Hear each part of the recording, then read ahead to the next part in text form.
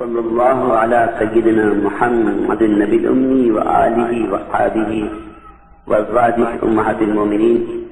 وذریتہ واہل بیتہ واولیاء امتہ وعلماء ملتہ وفقراء طریقتہ والسلام علی جمیع المؤمنین والمؤمنات والمسلمین والمسلمات السلام علیکم ورحمۃ اللہ وبرکاتہ۔ یا عباد اللہ، یا الحاضرین، میں آپ سب کی خدمت میں سلام کرتا ہوں، ان کی خدمت میں بھی جنہیں میں دیکھ سکتا ہوں اور ان کی خدمت میں بھی جو مجھ سے میرے نظروں کے حجاب میں ہیں، پردے میں ہیں، کہ ایمان بالغیب رکھنے والوں کا عقیدہ یہ ہے کہ وہ بھی موجود ہیں جنہیں ہم دیکھ سکتے ہیں اور وہ بھی موجود ہیں جنہیں ہم دیکھ نہیں سکتے۔ لقد جاءكم رسول من انفسكم عزيز عليه ما عنتم حريص عليكم بالمؤمنين رؤوف رحيم فإن تولوا فقل حسبي الله لا اله الا هو عليه توكلت ورب العرش العظيم۔ سورہ توبہ کی آخری آیات ہے جس کی آخری آیت تو آج کل بہت یاد آ رہی لوگوں کو کہ اے محمد تم کہہ دو کہ میرے لیے اللہ ہی کافی ہے،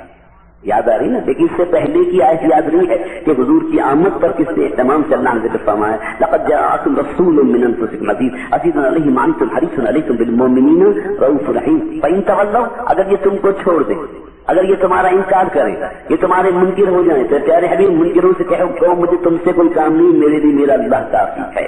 میرے لیے میرا اللہ کافی ہے۔ اور یہ جگہ اللہ نے فرمایا ہے پیارے حبیب تمہارا اللہ اور ایمان والے کافی ہیں، اور یہ جگہ فرمایا تمہارا اللہ مولا ہے، جبریل مولا ہے اور ایمان والے، اور ایمان والوں میں سے بھی صالح المؤمنین، جو ایمان والوں میں جو صالح ہے وہ تمہارا مددگار ہے، تمہارا ساتھ دینے والا ہے۔ تو قرآن مجید میں ایک ہی مضمون کو میں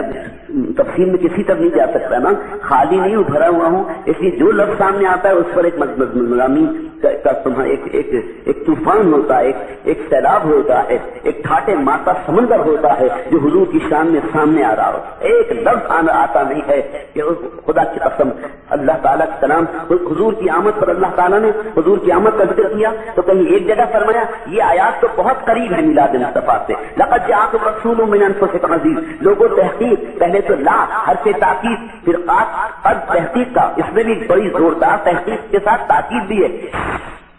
خبردار توجہ سے سنو، میں تحقیق سے کہہ رہا ہوں۔ یہ کون کہہ رہا ہے؟ اللہ کہہ رہا ہے، لقد کے یہ معنی ہے، لام سے تاکید کی، خاموش سنو میں کیا کہہ رہا ہوں، تاکید کرتا ہوں بے خبری نہ رہے، پھر نہ کہنا خبر نہ ہوئی، یہ لام کے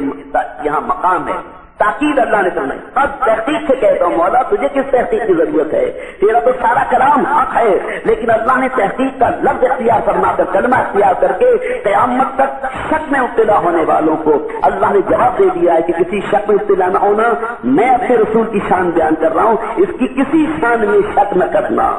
میں کہہ رہا ہوں، میں تحقیق کر رہا ہوں، اپنے کلام کی سچائی نہیں، لقد جاءكم رسول کے تمہارے درمیان رسول آ گیا ہے، رسول آ گیا، مطلق رسول فرمائے، رسول آ گیا، کس کے لیے رسول؟ تمہارے لیے رسول، رسول لکم نہیں، رسول من انفسکم، تم میں سے رسول آیا، لیکن مولا کس کے لیے رسول آیا؟ ارے کس کے لیے نہیں آیا؟ زمین کے لیے رسول، آسمان کے لیے رسول، عالم ارض، عالم حشر، عالم حیات، عالم ممات، عالم برزخ، ہر عالم میں میرا رسول رسول ہی ہے، اللہ اکبر، اس کی شان کہیں رسالت میں کبھی کہیں کمی نہیں ہے، یہ وہ رسول آئے ہیں تم میں سے، من انفسکم، تم میں سے ہیں، تو جب ہم میں سے ہیں تو ہماری طرح آج کل جو بڑا اختلاف ہے وہ یہی ہے، اللہ کو مانتے ہیں، حضور کو مانتے ہیں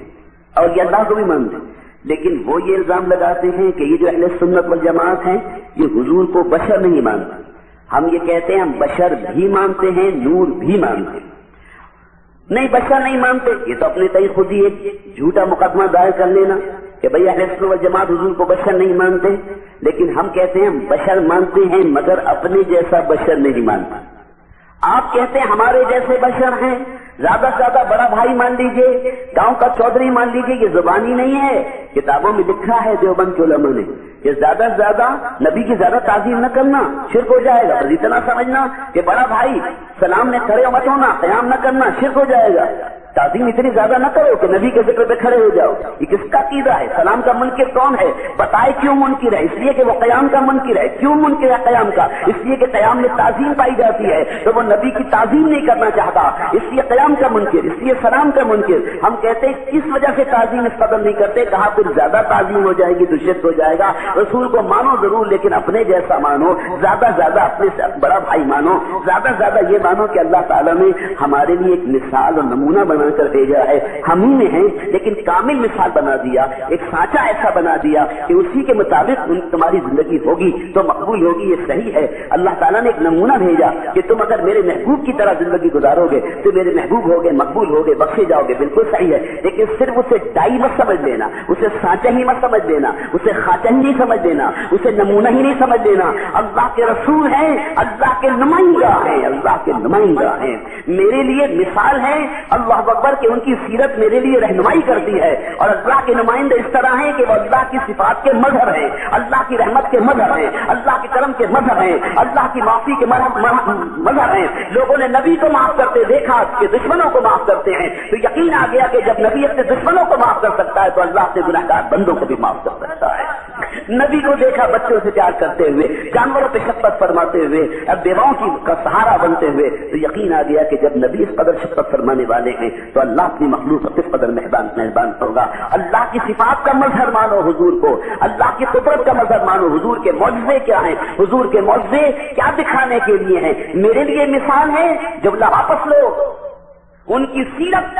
مثال ہے ہماری رہنمائی کے لیے,